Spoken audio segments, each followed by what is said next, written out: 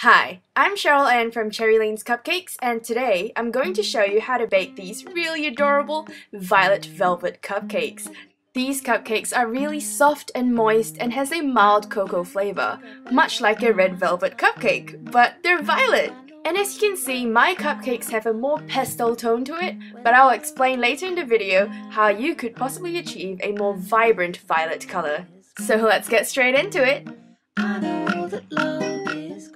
You'll need half a teaspoon of vanilla extract, half a cup, which is 120 milliliters of buttermilk,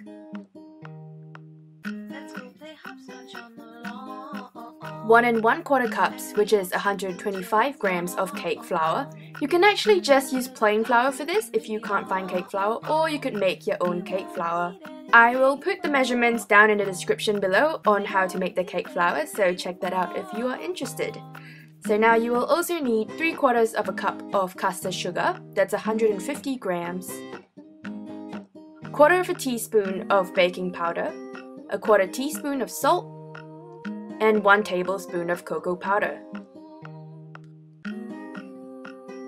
You'll also need half a teaspoon of baking soda and half a teaspoon of white distilled vinegar.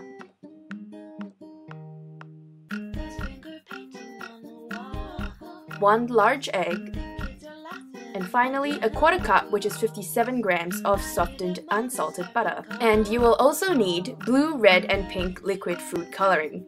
Because I could only find a rose pink food coloring here in Australia, my cupcakes were a more pastel tone, so the blue and the red I used to make the purple. So if you can find a hot pink food coloring, you'll be able to achieve a gorgeous violet color for your violet velvets.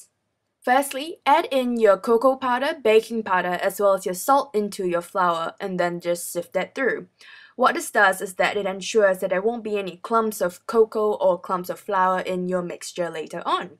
So once you sift it all through, just use a whisk and mix it through thoroughly so that all the dry ingredients are evenly distributed throughout. Next, in a separate bowl, beat together your sugar and your softened unsalted butter. If you're using an electric mixer, start low and then beat on high for about 3 to 5 minutes until everything is combined and becomes light and fluffy. You really want to make sure that your butter is soft enough for the steps so as to prevent your butter and sugar from flying all over the place. And another tip is to ensure that the bowl that you're using to combine your butter and your sugar is a much deeper bowl rather than a wider one, because it will help to capture any of the flying bits of sugar. Next, beat in your egg and your vanilla extract until everything is combined and looks nice and smooth. Don't forget to scrape down the sides as you go along to ensure that you fully incorporate all of the ingredients in the bowl. Next, in a small bowl with your buttermilk inside, it's time for you to make the violet color that you desire. So I started off by using 1 teaspoon of pink and half a teaspoon of blue. Don't forget that in your mixture later on, there will be cocoa inside, so your purple will be slightly darker than what it may seem in your buttermilk mixture. It is always easier to just add more food coloring until you achieve your desired violet color. Because different food coloring brands have different color strengths, the amount of food coloring I use may vary for you. But I will still add the amount of food coloring I used in the description below, so you can just follow that and just eyeball it based on the food coloring strength that you are using. Next, alternate adding in your flour mixture and your buttermilk into your butter and sugar mixture. And I'm so sorry, as you can see, my camera wasn't recording when I added in half of my flour mixture, but I added that in first, and I just beat that until it's incorporated before I added in my buttermilk. And now I'm just beating that until it's incorporated. Now I just add in the rest of my flour mixture, and as you can see, I just slowly try to stir it in before I turn on my mixer so as to prevent the flour from just flying all over the place when I just beat it immediately. And when all of that is incorporated, I just added in the rest of my buttermilk and beat that until everything is nice and smooth. From then, I could judge whether I wanted my purple to be darker or not, and I did, so I added in about 2 more drops of pink, and then a drop of blue, and 2 more drops of red, and just beat that until my mixture looked something like this. Also, keep in mind that when it bakes, the color will also darken.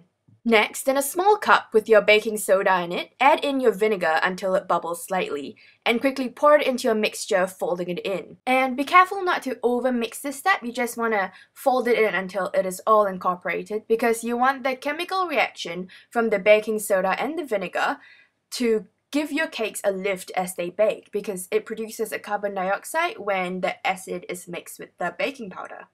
So you really got to make sure that your oven is already preheated at 175 degrees Celsius before you do this final step, and get your cupcakes into the oven as quickly as you can.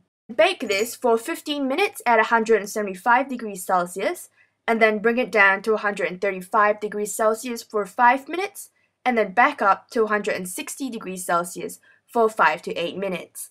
Every oven is different, so you really have to watch your cupcakes as they bake, and lower the temperature down if you find that the tops of your cupcakes are burning too quickly, so that you can cook the inside while the outside doesn't burn. You will know your cupcakes are completely done when you stick a toothpick in and it comes out clean. And now to make a classic cream cheese frosting that go perfectly well with these violet velvets. You will need double cream, heavy cream, or just some kind of whipping cream, preferably one that will whip up and become stiff much more easily than one that you'll probably have to take ages beating and beating. So I just use a Coles one, which I personally find like amazing for this recipe because it just whips up into peaks so easily, as you can see here. I'm just gonna beat it for a bit and you can slowly see it start to firm up. So if you're using a cream that is a bit hard for you to whip up into stiff peaks, you want to make sure you beat it first before you add in your cream cheese. So once you've beaten your double cream until it's stiff and looks something like this, add in 250 grams of softened cream cheese, and then just beat that until your cream cheese is completely combined with your heavy cream.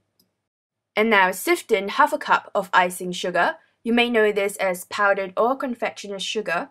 And then just beat that on high for about 3 to 5 minutes until everything is nice and mixed together and looks something like this.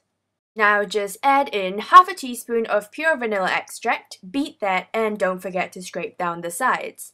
Now because I wanted to make a violet velvet, I decided to make the frosting violet as well. But unfortunately, because I don't have a bright pink or a hot pink color, my frosting was a more lavender pastel tone than a violet. But like I said, if you do have a bright pink or hot pink food coloring, you will most certainly be able to achieve a more vibrant violet color.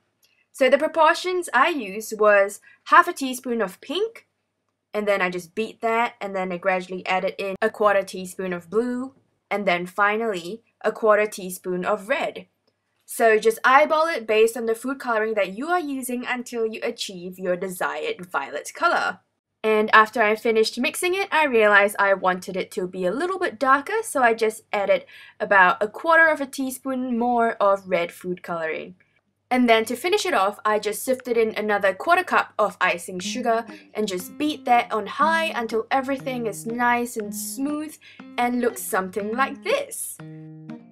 And now you're ready to just bag it and pipe it onto your cupcakes however you like, but ensure that your cupcakes are completely cooled.